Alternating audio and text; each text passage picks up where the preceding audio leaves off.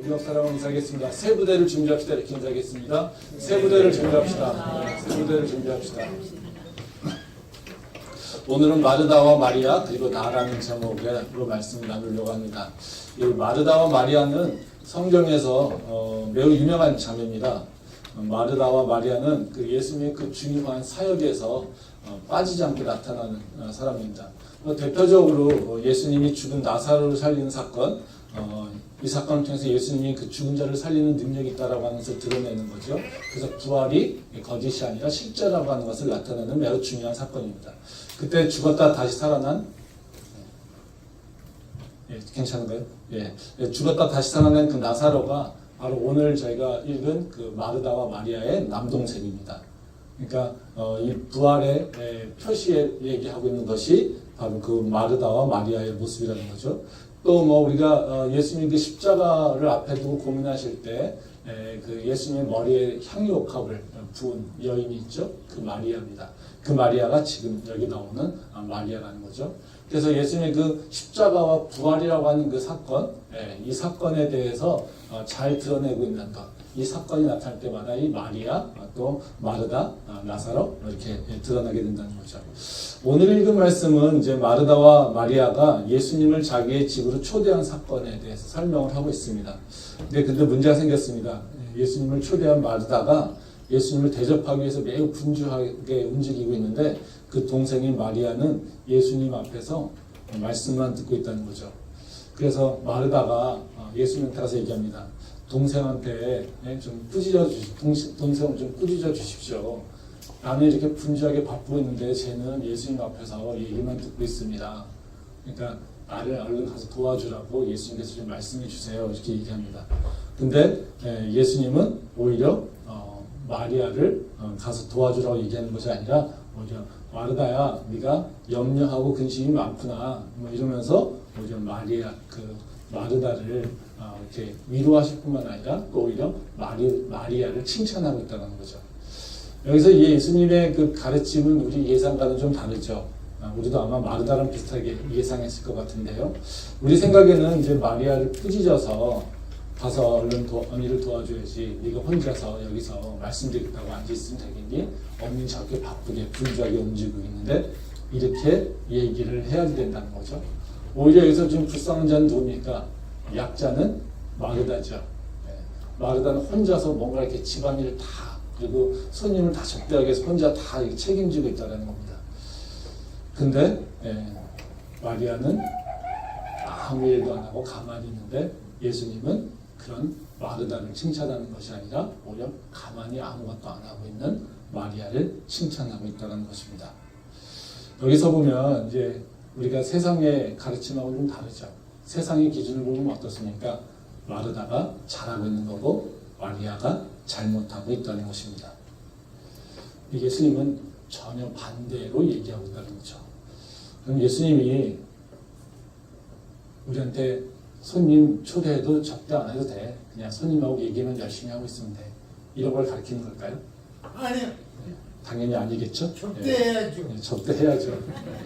접대를 해야 됩니다. 근데 우리가 그래서 이 사건이 되게 간단하긴 하지만 사실 이게 해석하려고 보면 이렇게 쉽지가 않습니다. 그래서 우리 많은 경우에 이게 키워드를 잡아가지고 해석할 때 말씀이라고 하는 초점에 맞춰서 해석하는 경우가 참 많습니다. 말씀 한번 보도록 하겠습니다. 누가복음 10장 39절 말씀입니다. 그에게 마리아라는 동생이 있어 주의 발치에 앉아 그의 말씀을 듣더니 이 말씀은 이제 마리아의 모습입니다. 이제 그러니까 마리아는 굉장히 분주하게 움직이고 있는데 마리아의 모습은 뭐냐면요. 예수님의 발치에 앉아서 그의 말씀을 듣고 있다. 이런 얘기죠. 그래서 지금 마리아는 뭐랑 연결되어 있습니까? 말씀하고 연결되어 있습니다. 그래서 성경 말씀, 예수님의 말씀을 열심히 듣는 것, 이런 거죠. 그래서 우리는 이제 교회에서 사실 중요하게 얘기하는 게 뭡니까? 말씀이죠. 말씀과 기도입니다. 말씀과 기도가 가장 우선시돼야 된다는 거죠. 물론 이게 틀린 얘기 아닙니다. 교회에서는 말씀과 기도가 무조건 우선시돼야 돼요. 그리고 모든 것이 다 말씀과 기도를 통해서 이루어져야 돼요. 그리고 교회에서 다른 것에 관심을 가지면요, 이것이 교회가 잘 될 것 같지만 사실 잘 되지 않습니다. 그러니까 우리 셀 모임 해보면 알지 않습니까? 네, 셀 모임에서 겉표면 보면은 다 이렇게 세상에 관심이 있고 뭐 그렇잖아요. 그래서 그냥 편안한 거 얘기하고, 그러면, 그리고 좋은 거 얘기하고, 세상에 관심 있는 거 얘기하고. 근데 그런 셀 모임을 할 때 어떻게 될까요, 결과는? 절대로 지속 가능하지 않습니다. 그리고 절대 좋은 열매가 맺어지지 않습니다. 네. 왜 그래요? 우리가 교회를 오는 이유는 다 겉으로 얘기하고 있지는 않지만 사실 뭡니까? 나의 영적 돌봄을 위해서 오는 거거든요. 관심 있는 건 사실 내 영적 돌봄이에요. 물론 그 다른 목적에서 오면 할 말은 없지만 네? 기본적으로 교회를 온다라고 하는 것은 하나님 말씀 그리고 하나님을 통해서 나의 문제를 해결하고 또 나의 괴로움과 내 아픔들을 내 상처들을 말씀을 통해서 치유받기를 위해서 온다는 거죠. 아멘.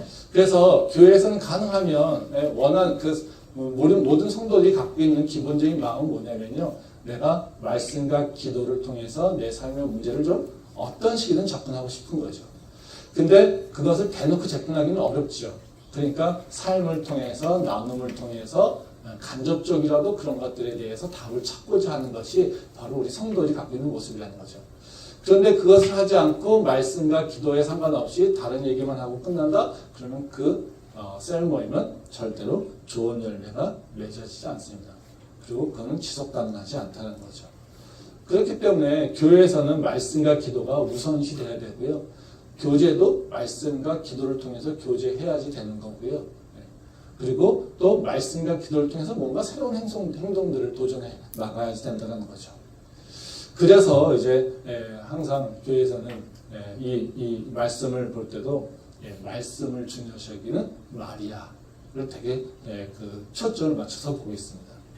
근데 이 마르다와 마리아의 사건은 단순하게 말씀이라고 하는 것만 초점을 맞춰서 그 기준을 딱 잡아서 마리아는 옳고 마르다는 그르다, 틀리다 이렇게 얘기하면 그거는 바른 해석 같지는 않습니다. 그건 너무나 단편적인 해석이라는 거죠. 말씀이 중요하지 않다라고 하는 것이 아니라요. 이 말씀은 단순히 말씀을 기준해서 말씀을 보고 있는 마리아는 잘한 거고 말씀 관심 없는 마르다는 잘못된 거다. 이렇게 하면 지금 수고하고 열심히 하고 있는 마르다는 어떻습니까? 너무 문제되지 않습니까? 그리고 또 어때요? 그럼 마르다는 말씀을 중요시 여기지 않았을까요? 아닙니다. 그래서 마르다가 말씀을 중요시 여기고 있지 않다? 즉 말씀을 무시한다? 이런 얘기는 없습니다. 마르다도 이미 예수님이 누군지 알고 있어요. 예수님이 하나님의 아들이고 그리스도라고 하는 것을 다 고백하고 있어요. 그러니까 예수님을 말씀을 듣고자 예수님에게 뭔가 가르침을 받고자 지금 자신의 집으로 초대한 거 아닙니까? 그러면 마르다가 말씀을 소중히 여기지 않았느냐? 아니라는 거죠. 마르다도 말씀을 소중히 여기고 있었습니다.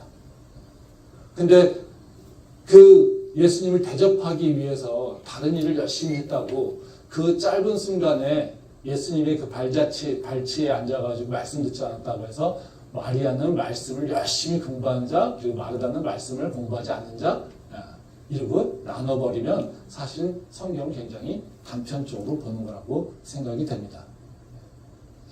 그럼 여기서 이 마르다가 갖고 있는 문제는 뭘까요? 성경에서 얘기하고 있는 이 마르다의 문제는 뭘까요? 우리가 좀 그걸 좀 생각해 봐야 되겠죠. 그러고 나서 이제 성경을 좀 해석을 좀 해야겠죠. 여기서 오늘 우리 읽은 말씀에서 마르다가 갖고 있는 문제의 근원은 뭐냐면요. 말씀을 중요시 여기지 않았다라고 하는 것이 아니라요. 그 마음에 염려와 근심이 가득했다라는 겁니다. 그 말씀 한번 보겠습니다. 누가복음 10장 41절 말씀입니다. 주께서 대답하여 이르시되 마르다야 마르다야 네가 많은 일로 염려하고 근심하나. 이 말씀은 예수님이 마르다에게 하시는 말씀이죠. 그러니까 예수님은 마르다가 와가지고 내 동생 쟤는요 날 도와주지 않고 있어요. 그러니까 선생님 쟤한테 얘기해서 나 도와주라고 얘기하세요. 이렇게 불평합니다. 근데 그런 마르다에게 예수님이 하시는 건 뭐냐면요. 야, 네가 참 힘들구나. 네가 염려하고 있구나. 근심하고 있구나. 이러고 어찌 보면 마르다의 모습을 염려하고 안타까워하는 모습이라는 것이죠. 그래서 마르다가 갖고 있는 문제는 예수님이 적시하고 있는 마르다의 문제는 뭐냐면요. 염려와 근심입니다. 마르다가 왜 이렇게 염려하고 근심하고 있는가? 이거에 대한 문제를 지금 얘기하고 있다는 거죠. 그래서 말씀 안 본다. 너 말씀 중요시 여기잖아. 이런 얘기가 아니라요. 마르다는 기본적으로 말씀을 중요시 여깁니다. 근데 말씀 중요시 여긴데도 불구하고 이렇게 염려하고 근심하는 경우가 있다는 거죠. 그래서 오늘 제가 나누려고 하는 말씀은요. 마르다가 왜 염려하고 근심할까? 이 부분에 대한 생각을 좀 해보려고 합니다. 그리고 이 염려와 근심에서 좀 벗어나려면 우리가 무엇을 해야 될 것인가? 이것을 간단하게 좀 생각을 좀 해보도록 하겠습니다. 첫 번째로 이제 마르다가 근심하는 이유가 뭘까요? 다른 이유가 아닙니다. 마르다는요, 예수님을 굉장히 사랑했기 때문에 그렇습니다. 되게 역설적이죠? 예수님을 엄청 사랑했기 때문에 마르다는 오히려 근심하고 염려했다는 거죠. 그래서 예수님한테 다시 말하면 마르다가 예수님이 좋아서 예수님한테 좀 더 가까이 가고 가까이 가려고 하니까 더 가까이 가려고 하다 보니까 오히려 더 염려하고 근심이 있었다는 거예요. 말씀 보도록 하겠습니다. 누가복음 10장 17절 말씀입니다. 70인이 기뻐하며 돌아와 이르되 주여 주의 이름이면 귀신들도 우리에게 항복하더이다. 네, 더 보겠습니다. 10장 27절 28절 말씀입니다. 대답하여 이르되 네 마음을 다하여 목숨을 다하며 힘을 다하며 뜻을 다하여 주 너의 하나님을 사랑하고 또한 네 이웃을 네 자신같이 사랑하라 하였나이다. 예수께서 이르시되 네 대답이 옳도다. 이를 행하라. 그러면 살리라 하시니. 네, 하나만 더 보겠습니다. 37절 말씀입니다. 이르되 자비를 베푼 자니이다. 예수께서 이르시되 가서 너도 이와 같이 하라 하시니라. 이 마르다가 고민하는 문제는 누가복음 10장 전체 흐름 속에서 좀 이해를 할 필요가 있습니다. 지금 읽고 있는 우리가 그 누가복음 10장의 사건의 흐름을 보여준 게 지금 이 17절, 28절, 그 다음에 37절 이 말씀이라는 거죠. 누가복음 9장 후반부터 예수님이 예루살렘을 들어가기로 결심을 하셨습니다. 그래서 이제 제자들을 쫙 모으시고 나를 따르라 이렇게 얘기합니다. 그러고 나서 이제 10장이 시작이 됩니다. 근데 이게 누가복음 10장에서 드러나는 건 뭐냐면요. 예수의 제자도입니다. 즉 예수님의 제자들이 갖게 되는 특권과 기쁨이 무엇인가. 그리고 또 예수님의 그 제자들은 무엇을 해야 되는가. 이 두 가지에 대해서 이제 누가복음 10장에 대해서 얘기하고 있다는 거죠. 이 앞쪽에 보면 그 17절 말씀을 보면 그런 얘기 나오죠. 70인이 기뻐하여 돌아와 이르되 주여 주의 이름으로 귀신들로 우리에게 항복하되이다. 그러니까 이 제자를 쭉 모은 다음에 다시 그 70인을 파송합니다. 그러니까 그들에게 권세를 주고 권능을 주시죠. 그래서 귀신을 쫓아내는 권세를 주십니다. 그리고 그걸 믿고 가서 막 했더니 제자들이 막 성령의 능력이 드러나서 막 귀신을 쫓아나고 이런 것을 경험했다는 거죠. 그리고 돌아와가지고 어때요? 엄청 기뻐가지고 예수님한테 막 난리를 치고 있는 겁니다. 와, 선생님 말씀대로 그런 일이 일어났어요. 선생님 말씀대로 그 권능이 일어났어요. 선생님 말대로 우리가 얘기했더니까 예수님 이름으로 얘기했더니 막 귀신들이 쫓아났어요. 이렇게 되는 거죠. 이런 것이 바로 그 제자가 갖게 되는 특권이에요. 그리고 그것을 가지고 누리게 되는 기쁨이라는 거죠. 이게 바로 예수님의 제자가 갖게 되는 바로 그 누리게 되는 모습이라는 거죠. 근데 이 기쁨이 있게 되면 어때요? 예수님을 좀 더 가까이 그리고 뭔가 더 해야 된다라고 하는 생각이 들겠죠. 그래서 여기 보면 10장에 보면 그 다음에 누가 나오니까 율법교사가 나옵니다. 그럼 우리가 어떻게 구원을 받을 수 있습니까? 이 얘기를 합니다. 그랬더니 어때요? 예수님이 너희들은 뭐라고 생각하느냐? 율법에 뭐라고 적혀있느냐? 이렇게 얘기를 합니다. 율법에 하나님을 사랑하고 그리고 이웃을 사랑하라고 합니다. 이렇게. 그래, 그럼 그렇게 행동해. 그러면 되죠. 그러고 나서 뭐라고 해요? 이렇게 율법교사가. 그러면 내 이웃이 누구니까? 이렇게 질문을 한다는 거죠. 그러면서 선한 사마리아인의 이 얘기를 가지고 말씀하십니다. 그리고 나서 이제 선한 사마리아 얘기가 끝난 다음에 뭐예요? 마리아와 마르다의 사건이 일어나게 된다는 거죠. 그러면 이 앞쪽에서는 뭐예요? 그 70인을 파송할 때는요, 제자들의 권세, 제자들의 능력, 또 제자들이 누리는 특권, 기쁨, 이 얘기예요. 즉, 예수님이 누군지를 알게 되면서 바로 그 깨닫게 되는 것들이 있다는 거죠.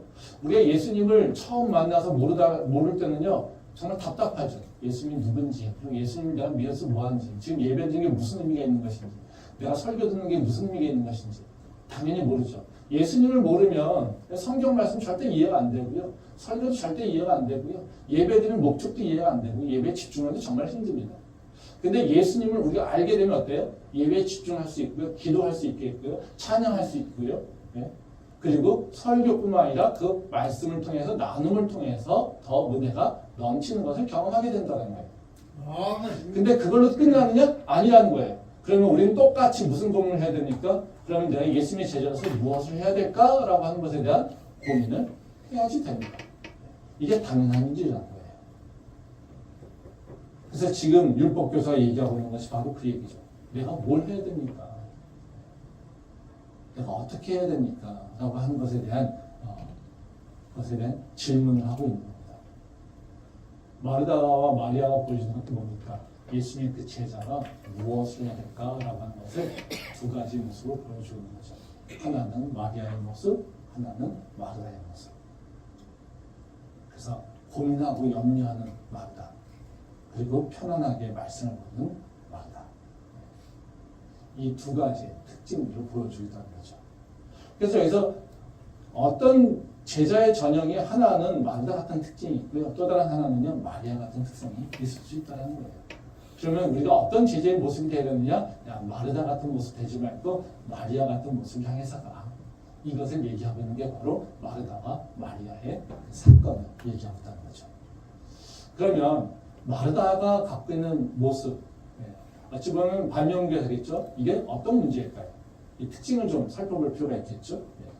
마르다의 모습은 뭐냐면요, 예수님을 위해서 뭔가 계속 하려고 하는 찾음이 있었다는 겁니다.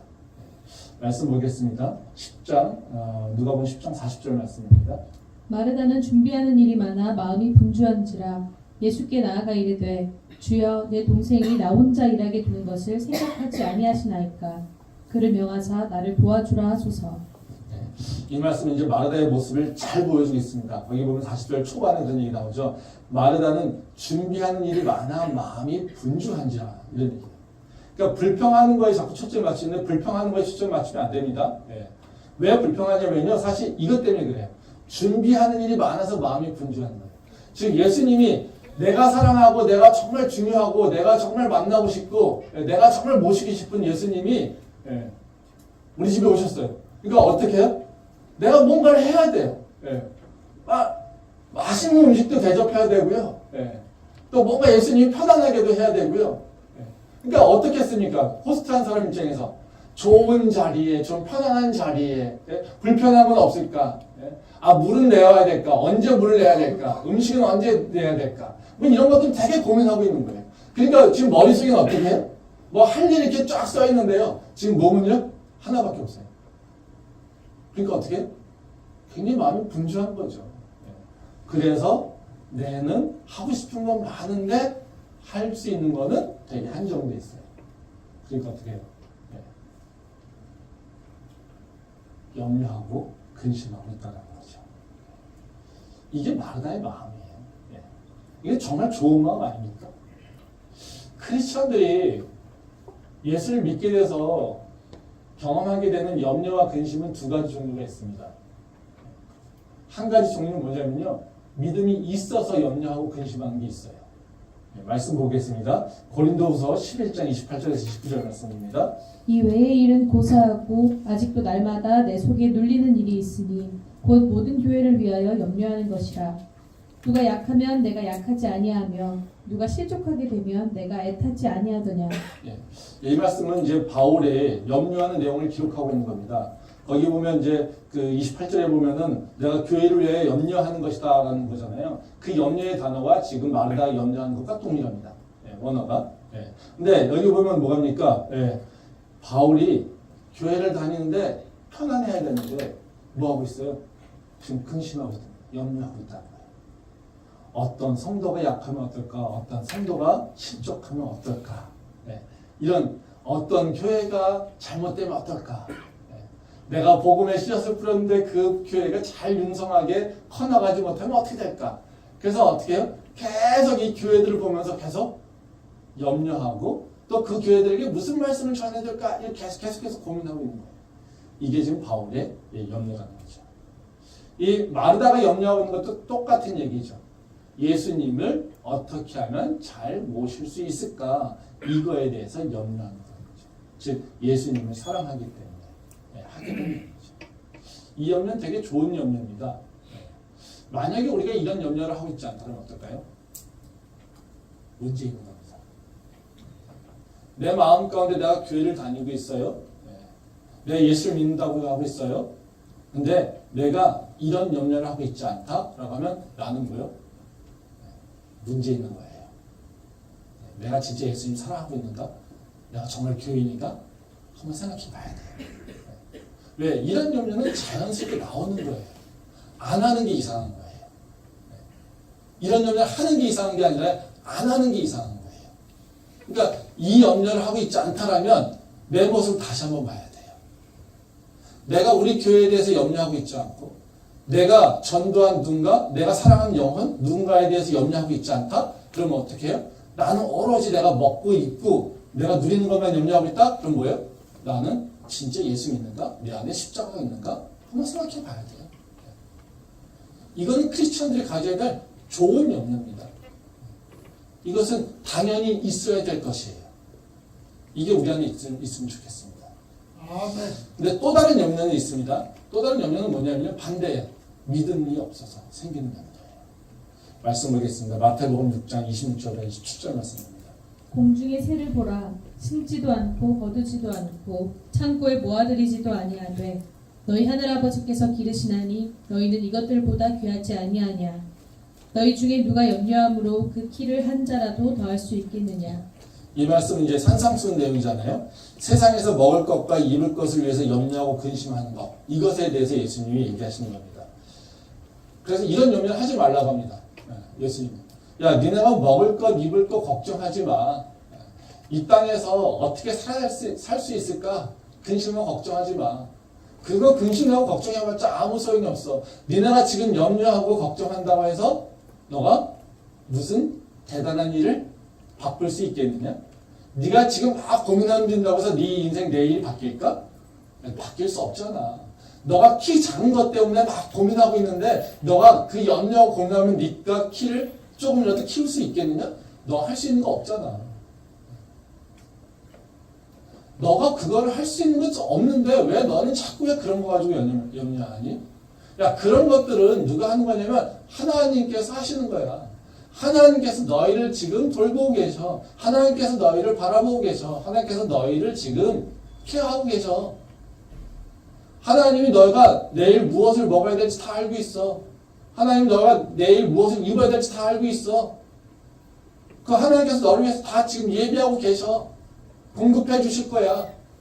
그러니까 너는 그런 것에 대해서 염려하지 마. 이겁니다.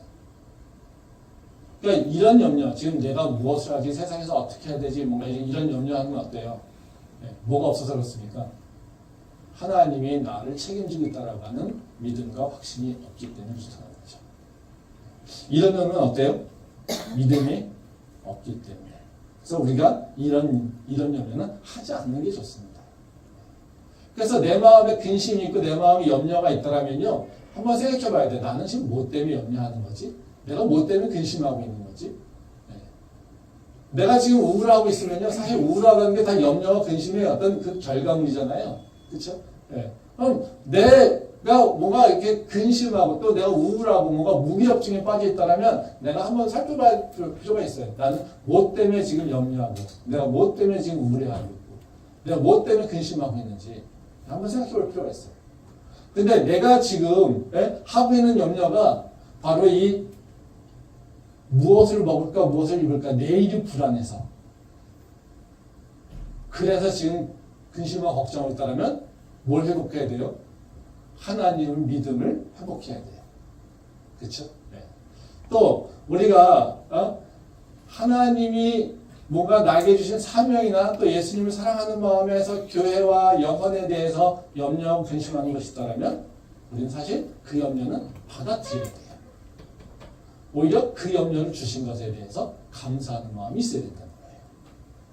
그래서 이것이 오히려 불평하고 원망하고 이런 것이 아니라요. 오히려 내가 하나님 믿었으면 평안 주셔야지. 하나님 믿으니까 더 불편해.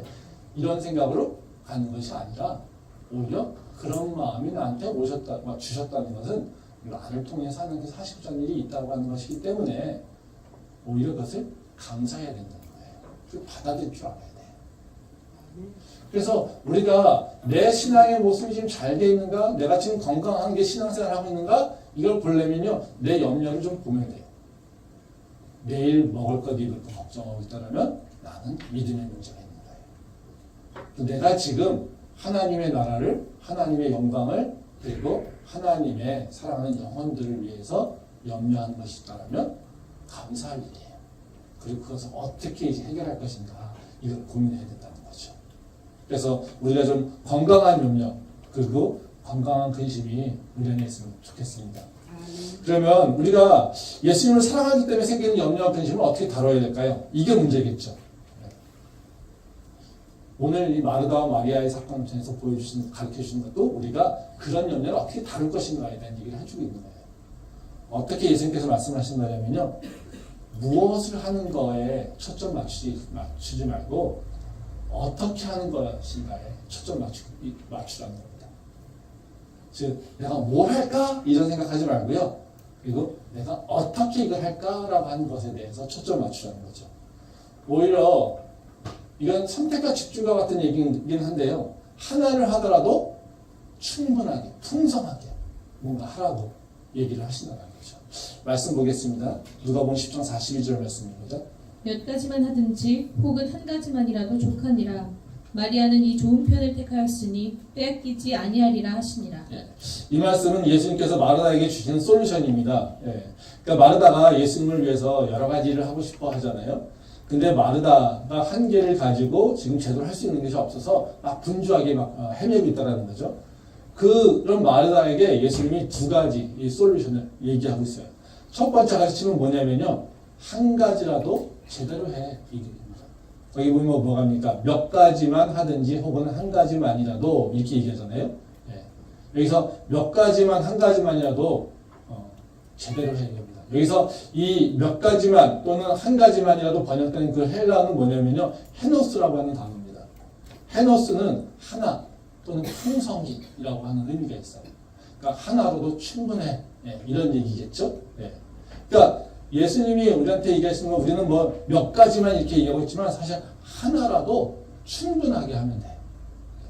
네가 많은 걸 할 필요가 없어, 분주하게 할 필요 없어, 하나라도 풍성하게 하면 돼. 이렇게 얘기하고 있다는 거죠. 그래서 하나를 제대로 해라, 이렇게 얘기하고 있는 거고요. 두 번째 가르침은 뭡니까? 좋은 편을 선택했다, 이렇게 얘기하고 있어요. 뒤에 보면 마리아는 이 좋은 편을 택하였으니, 그렇죠? 좋은 편을 선택했다. 자, 마리아를 보면서 이제 마르다와 마리아를 비교하시잖아요. 그러면서 마리아는 야, 분주하지 않고 하는데 제가 잘한 거는 하나만 선택했을 뿐만 아니라 또 뭐? 좋은 편을 선택했어. 이겁니다. 근데 여기서 이제 우리가 이제 그 주목하는 것이 좋은 편이잖아요. 편. 그러니까 그 어디에 속하면 좋은 것들에 속한 것입니다. 그러니까 좋은 것이 아니라 좋은 것들 속에 있는 하나를 선택했어, 이거예요. 그러니까 여러 가지가 있다는 거죠. 좋은 것들이 있고요, 별로 안 좋은 것들이 있다는 거예요. 근데 좋은 것 중에 네가 여러 가지가 있는데 그 중에 하나를 선택해서 집중하면 그걸로 너는 충분히 할 수 있어. 이렇게 얘기하고 있다는 거예요. 그래서 우리가 이 솔루션을 통해서 보게 되면 뭡니까? 하나님이 기뻐하시는 거라고 생각하는 것들 중에 하나를 선택해서 그걸 풍성하게, 충분하게, 그것만으로도 우리한테는 충분하게 하나님께서 기뻐하시는 일이다라고 하는 것을 우리가 알 수 있다는 거예요. 그럼 이걸 우리가 현실에 진짜 어떻게 적용할까, 이 문제죠. 이게 참 쉽지가 않습니다. 그러면 하나를 선택해서, 좋은 것 중에 하나를 선택해서 풍성하게 한다? 이게 어떤 걸까? 이거죠. 이게 참 현실적으로 적용하기 쉽지 않습니다. 이제 이 말씀이 어찌 보면 이 율법교사가 하고 있는 질문과 동일합니다. 말씀 한번 보겠습니다. 누가복음 10장 27절부터 29절 말씀입니다. 대답하여 이르되 네 마음을 다하며 목숨을 다하며 힘을 다하며 뜻을 다하여 주 너의 하나님을 사랑하고 또한 네 이웃을 내 자신같이 사랑하라 하였나이다. 예수께서 이르시되 내 대답이 옳도다. 이를 행하라. 그러면 살리라 하시니 그 사람이 자기를 옳게 보이려고 예수께 여짜오되 그러면 내 이웃이 누구니이까? 예, 아까 말씀드린 대로 이 마르다와 마리아의 그 사건은 이 율법교사의 문제에 대한 답입니다. 그래서 그 율법교사가 가서 무엇을 해야 되는지 그 문제를 보면 우리 삶에서 일어나는 문제가 뭔지 그리고 이 답을 어떻게 적용할 건지를 알 수가 있다는 거죠.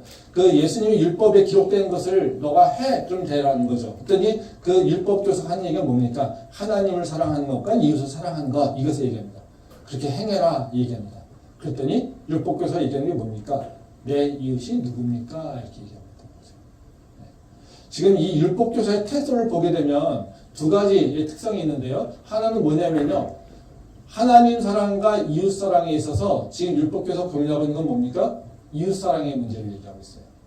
지금 뭘 생각하고 있는 거예요? 나는 하나님 사랑하는 문제가 없어요. 그렇죠? 네. 지금 두 가지 율법 중에서 지금 율법교사 고민하는 건 뭡니까? 첫 번째 하나님 사랑에 대해서 내가 고민하고 있지 않아요. 뭘 고민하고 있습니까? 네, 이웃 사랑에 대해서 고민하고 있어요. 그렇죠? 이건 무슨 얘기예요? 나는 하나님 사랑 하고 있어. 이렇게 지금 얘기하고 생각하고 있는 거죠. 두 번째는 이제 이웃 사랑에 대한 얘기를 하고 있죠. 근데 이웃 사랑을 얘기할 때 뭘 합니까? 이웃을 분리합니다. 이게 사실 되게 좋은 모습이긴 해요. 예. 그러니까 실천하려고 하는 의지가 있는 겁니다. 예? 그러니까 이웃이 누굽니까? 내가 사람을 다 사랑할 수 없지 않습니까? 근데 그 중에 그럼 내가 누구를 사랑해야 됩니까? 이런 얘기잖아요. 내 이웃이 누굽니까? 라는 건 내가 모든 전 인류를 사랑할 수 없잖아요. 그러니까 내가 누구를 사랑해야 돼요? 내 주변 사람 누구를 사랑해야 돼요? 내 주변에는 다양한 사람들이 많아요. 내가 누구를 사랑해야 돼요? 네. 이것을 질문하고 있다는 거죠. 이 모습 되게 좋은 얘기죠, 사실. 정말로 실천하려고 하는 마음이 되게 강한 겁니다. 이 율법교사가 이런 질문을 하는 것은. 근데 이 모습은 마르다가 지금 고민하고 있는 것과 똑같아요. 지금 마르다는 어때요? 하나님 사랑, 지금 예수님 사랑해서요. 예수님 초대했어요. 그럼 예수님을 사랑하는 모습을 대하고 있는 거예요. 마르다는 그 고민하고 있지 않아요. 예수님과 관계 맺으려고 초대했는데 예수님하고는 어떻게 해요? 예수님 저 멀리 그냥 여기 계세요. 네. 나는 내 할 일 합니다. 그렇죠? 네. 그러니까 예수님과의 접촉이 없어요. 마르다는 지금 하나님 사랑하는 것 당연시 여기는 것 마찬가지로 지금 마르다는 내가 예수님 사랑하고 예수님과 관계는 아무 문제가 없어요. 이 생각을 하고 있는 거예요. 또 무슨 고민을 하고 있습니까? 무슨 무슨 음식을 내가 내어 나와야 되지? 이걸 고민하고 있잖아요. 그렇죠? 네. 이거 뭐 불고기도 내와야 되고 잡채도 내와야 되고 전도 내와야 되고 이런데 그렇죠? 네. 다시 말하면 율법교사가 어느 사람들이요? 라고 하는 것과 동일하죠. 세상에 많은 것도 있잖아요. 누가 누구를 사랑해야 돼요? 내 이웃이 누구예요? 내가 어떤 것을요? 네, 이거죠. 지금 마르다도 머릿속에 막 메뉴가 여러 가지가 있는 거잖아요.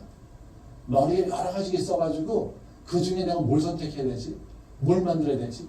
야, 전 만들려니까 이거 손이 필요한데. 불고기 만들려니까 뭐가 필요한데. 근데 내가 혼자 하기는 힘든데 저 마리아가 빨리 와서 날 도와줘야 되는데 전이라도 붙여주면 내가 편할 텐데 뭐 이런 생각을 하고 있는 거 아니겠습니까? 그렇죠? 네.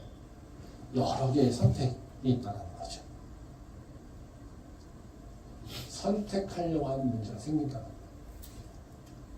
근데 예수님이 먼저 뭐라고 하십니까? 너 뭘 선택하든 별로 중요하지 않아. 네가 하고자 하는 거 해. 근데 그거를 풍성하게 해. 충분하게 해. 네. 이것을 얘기하고 있다는 거예요.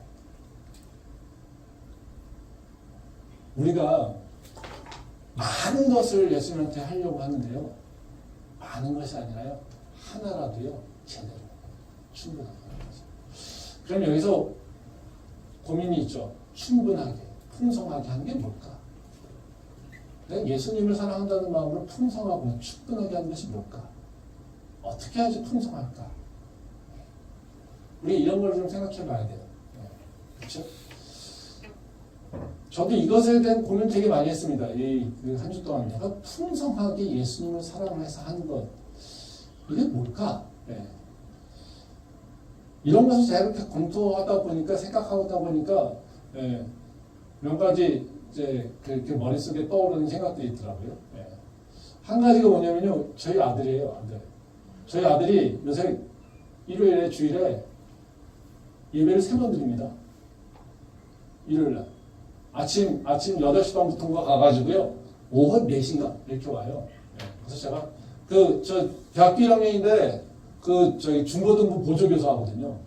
그러니까 목사님이, 담당 목사님이, 야, 중고등부 예배는, 봉사니까, 너가 예배를 제대로 드려야지. 그래서 아침 1부 예배를 드려요. 네, 선생님들하고. 또 청년부잖아요. 그러니까 오후에는 또 중고등부 예배 드리면은 점심 먹고 또 바로 청년부가 대부분 다른 교회에서는 오후에 있잖아요. 오후 예배 드려요. 끝나고 하면 뭐 4시 이렇게 되는 거예요. 아침 8시 반 나가가지고 4시 이렇게 옵니다. 그래서 제 목사님 제가 그 얘기 듣고서 무슨 예배 이렇게, 뭔 예배 이렇게. 그래서 제가 목사님 제가 그런 얘기를 했어요. 네. 저는 예배를 많이 드린다라고 하는 게 문제를 얘기하는 게 아니에요. 그 모습은 어떤 모습일까요? 당연히 주일에는 다른 일이 끼어들 수가 없어요. 전 거기에서 되게 긍정적으로 봅니다. 제가 주일은 딴짓 안 했으면 좋겠다. 네. 적어도 예수님 안에서만 있으면 좋겠다. 그런 게 제 마음인데, 적어도 예배를 3번씩 드리면서 그 안에 있다는 거죠. 그럼 자연스럽게 뭐예요? 그 주변에게는요, 나는 교회 다녀, 나는 예수님이다라고 하는 게 나타나게 된다는 거죠. 우리가 충분하다, 풍성하다라고 하는 건 뭐냐면요, 다른 사람들의 예상하는 것을 넘어서 행동해야지 그리스도라고 해요. 이게 충분하다라고 하는 것을 우리가 많이 표현 쓰는 게 뭡니까? 충만이지 않습니까? 성령 충만. 네. 성령 충만을 우리가 왜 원합니까? 기쁨이 넘치라고요? 네. 아니죠. 성령이 내 안에 계신데요. 내 안에서 차고 넘치면 어때요? 나로 인해서 자연스럽게 성령이 드러나니까죠. 그렇죠? 내 안에 성령이 그냥 있어서 요 안에 조금만큼 있으면요, 내가 성령의 사람인지 아닌지 모르잖아요. 그렇죠? 근데 내가 성령이 충만하면 어떤 일이 일어납니까? 야, 너는 왜 이렇게 좋아? 넌 뭐가 이렇게 기뻐? 넌 왜 이렇게 싱글벙글해? 넌 뭔데 이렇게 여유 있어? 이게 성령 충만한 사람들이 주변 사람들한테 듣는 얘기 아닙니까? 그쵸? 예. 그 뭐예요? 이 안에 성령이 충만해서 나타나니까 얘네 밖에 사람들이 얘가 성령인지 아닌지 모르겠지만 쟤는 뭔가 다른 애라는 거잖아요. 그때 우리는 뭐 할 수 있어요? 나 예수 믿어. 나 성령님 따라가 살고 있어. 라고 얘기할 수 있죠. 그게 다름이 나타나는 거잖아요. 그러니까 충만이라고 하는 것은 어떤 거냐면, 또는 풍성이라고 하는 건 어떤 거냐면 차고 넘치는 것이 있어야 된다는 거예요.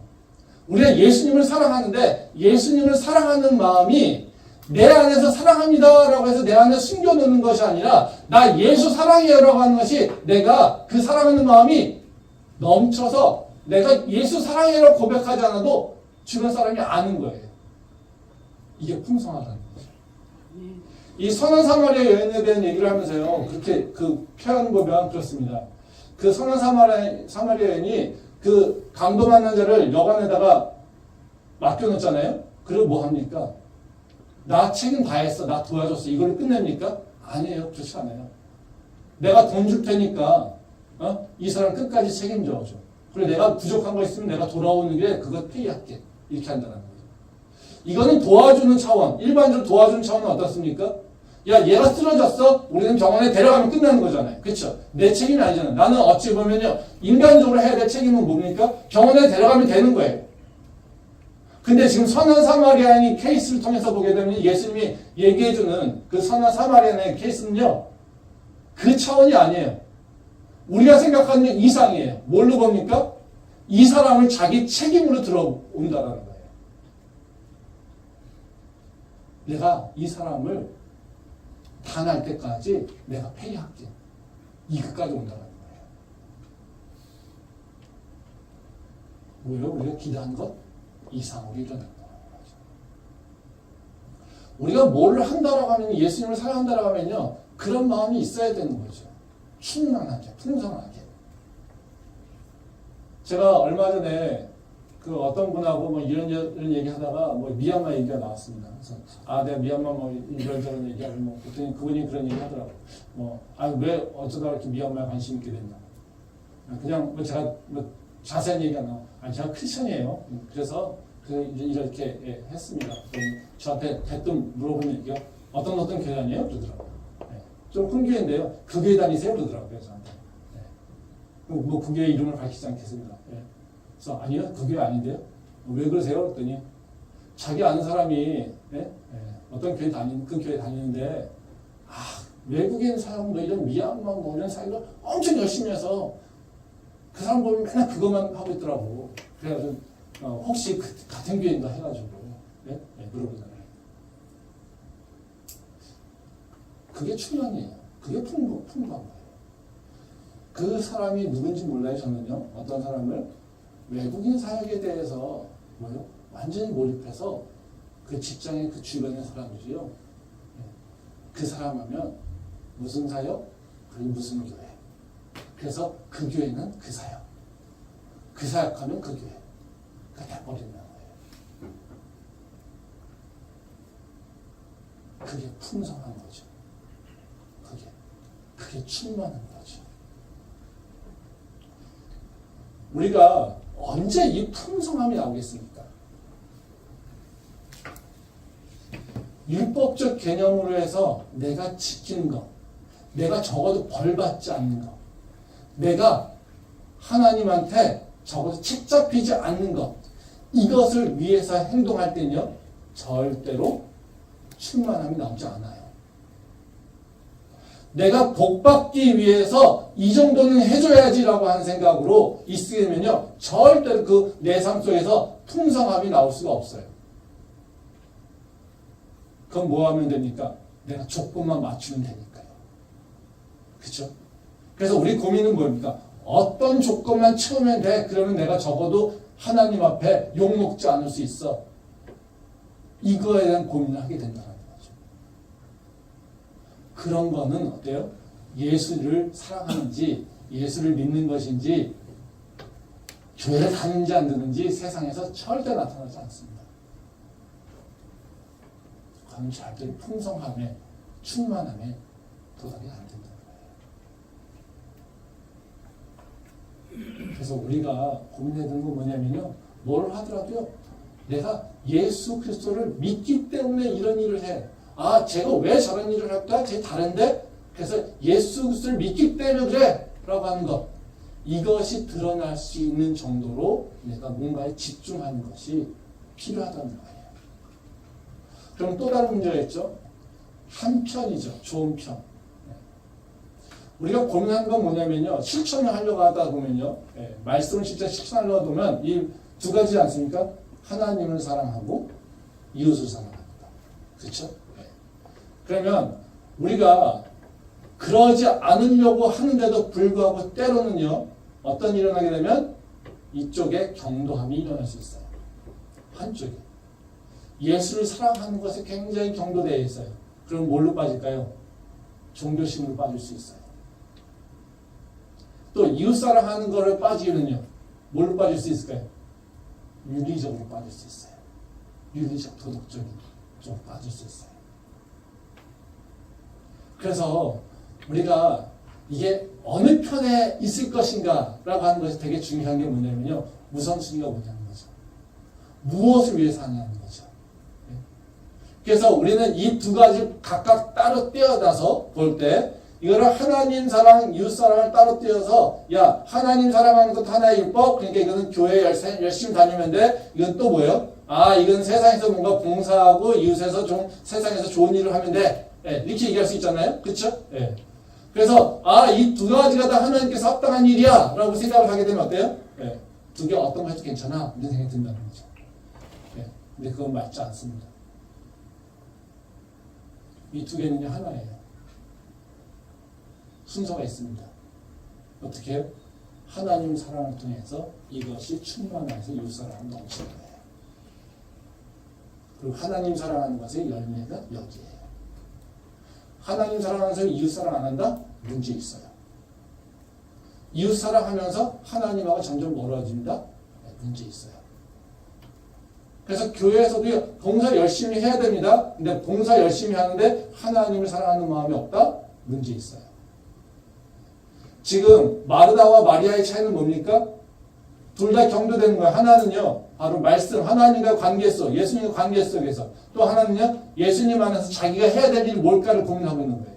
마르다는 뭘 고민하고 있습니까? 예수님 사랑하니까 예수님 관계, 난 중요하지 않아? 내가 해야 될 일이 뭘까를 고민하고 있는 거죠. 근데 또요, 마리아는 뭐요? 예수님하고 관계를 어떻게 맺어갈까? 이거에 대해 고민하고 있는 거예요. 근데 우선순위 뭐라고 예수님께서 말씀하고 계십니까? 관계가 먼저야. 관계를 통해서 네가 이것이 드러나야 돼 라고 하는 것을 얘기하고 있다는 거죠. 그래서 우리가 살아가는 방법은 뭐냐면요, 예수님을 사랑하는 것을 충만하게 하면 돼요. 예수님을 사랑하는 것을 내 몸에 넘쳐나게 하면 돼요. 그 방법에 대한 고민을 하면 돼요. 내가 예수님을 사랑하기에 내가 할 수 없는 것들을 하려고 도전하면 돼요. 내가 예수님을 사랑하지 않는 사람은 할 수 없는 일을 내가 해보려고 하면 돼요. 그래서 내 모습이 아니라 내 모습을 깨서 예수님을 사랑하는 모습으로 나가려고 하는 그런 도전함이 있으면 돼요. 아멘. 그러면 내가 자연스럽게 어떻게 해요? 이웃하고 접할 수밖에 없어요. 그리고 이웃을, 영혼들을 내가 품을 수밖에 없어요. 왜? 우리는 사역을 하더라도요, 절대 혼자 사역 못하거든요. 예배 드려도요, 혼자 예배 드리면 그거는 합당한 예배가 아니에요. 나 혼자 와서 딱 가만히 있다가 예배 드리고, 나 오늘 예수님한테 찍어서 왔으니까, 내가 눈도장 찍었으니까, 출석부에 찍었으니까, 나 휙! 예. 그건 하나님께서 기뻐하시는 예배 아닙니다. 예배는요, 함께 하는 거예요. 그래서 화목제물이라는 얘기 있잖아요. 그렇죠? 함께 먹고, 함께 얘기하고, 함께 주님의 은혜를 고백하고, 이것이 예배의 연속이에요. 근데 우리가 그렇지 않고 그 예배를 나는 목적 또는 책임에 의해서 오늘 내가 예배 드렸어. 하나님 앞에 내가 적어도 내 책임을 완수했어 라고 하는 모습으로 있게 되면 어떻습니까? 우리는 절대로 예배를 통해서 하나님의 충성함, 풍성함이 드러날 수 없다는 거예요. 아멘. 그래서 우리는요, 끝까지 뭘 견제해야 되냐면요, 하나님을 향해서 나가면서 어떻게 해요? 내가 내 모습이 아니라 예수 그리스도의 모습을 드러내려고 하는 깨짐이 있어야 돼요. 그것이 봉사예요. 무엇을 하든지 그건 중요하지 않습니다. 사람마다 다 다르겠죠. 그래서 내 깨짐을 통해서 내 주변 사람이 내가 예수 믿는 사람이라고 하는 것을 알아야 된다는 거죠. 한번 우리의 모습은 어떻습니까? 우리 교회의 모습은. 우리는 어떨까요? 마르다일까요? 마리아일까요? 우리 모습은 어떨까요? 저는 둘 중에 하나라도 꼈으면 좋겠어요. 네.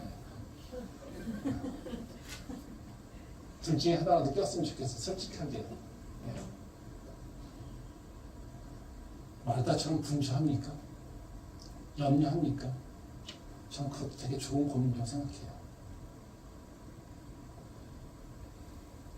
마리아처럼 중심을 잡고 있습니까?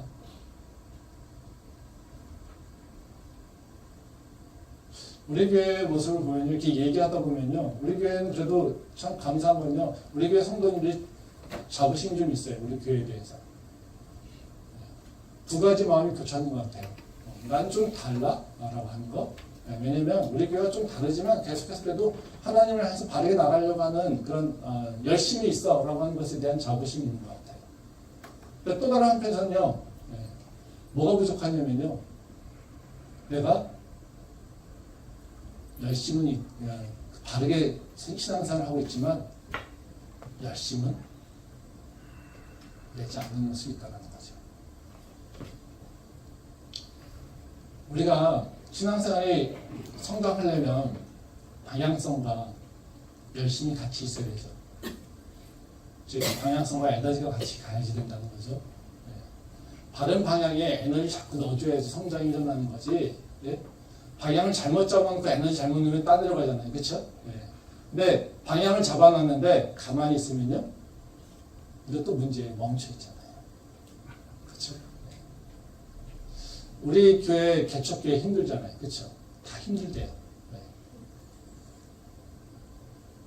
근데 한번 생각해 보세요.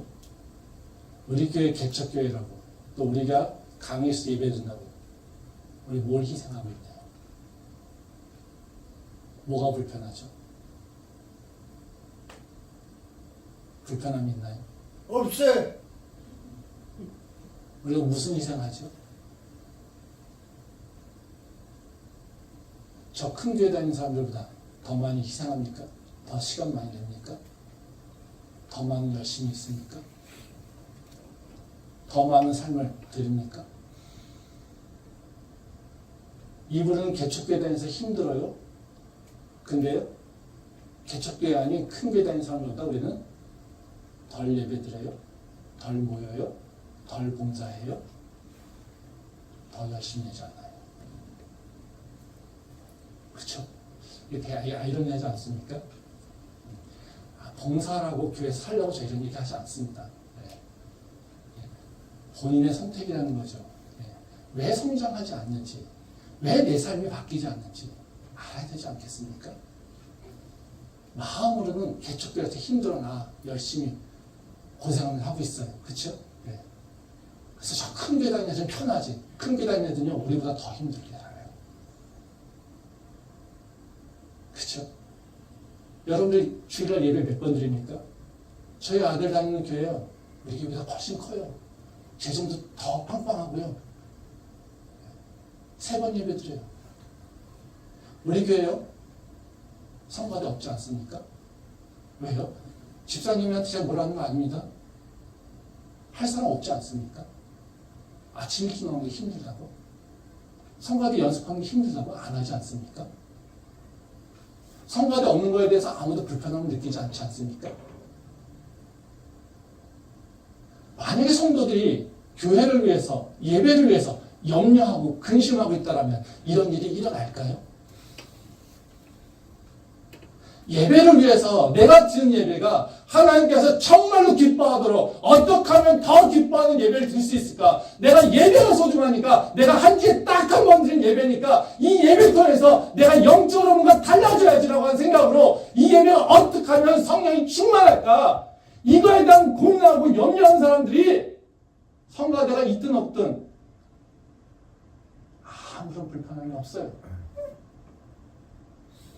그 예배를 하나님께서 기뻐하실까요? 아니요. 일주일에 한 번 교회 나오는 거, 그게 힘들어요. 그래서 주중에 기도하는 거, 주중에 성경 말씀 보는 거, 말씀 중요하다고, 말씀이 되게 소중하다라고 얘기하고 있는데, 바로 주중에 예배 준비하자고, 주중에 말씀 보자고, 주중에 기도하자고 하면요, 바빠요. 시간 못 냅니다.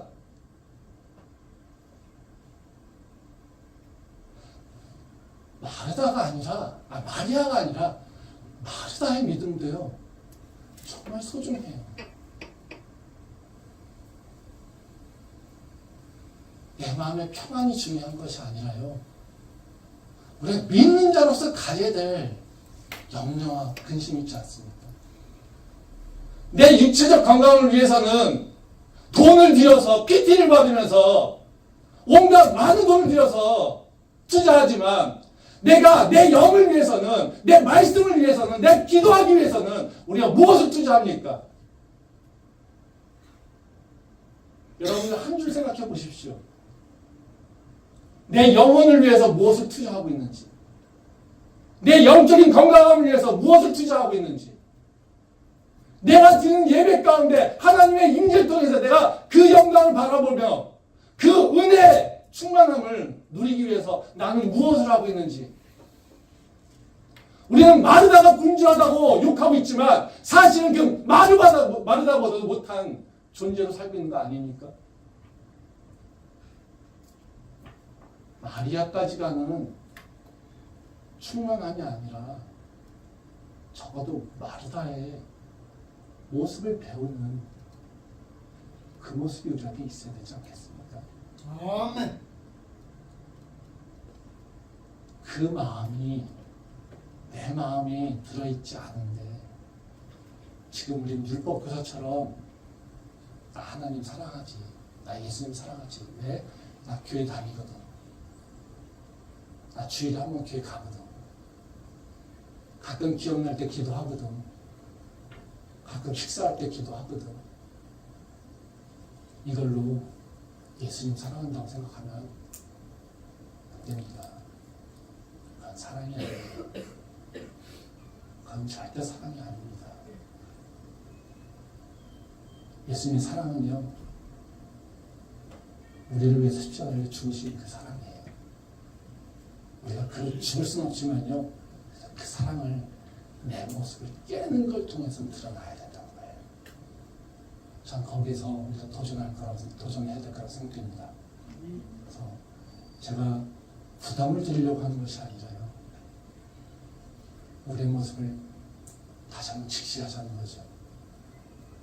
마르다 미련하다고 얘기하고 있지만 그 마르다의 모습도 정말 소중한 모습이라고 하는 것을 우리가 다시 한번 기억했으면 좋겠습니다. 아멘. 그것을 염려와 근심을 받을 수 있는 그런 주님의 제자 될 수 있기를 소망합니다. 아멘. 기도하겠습니다.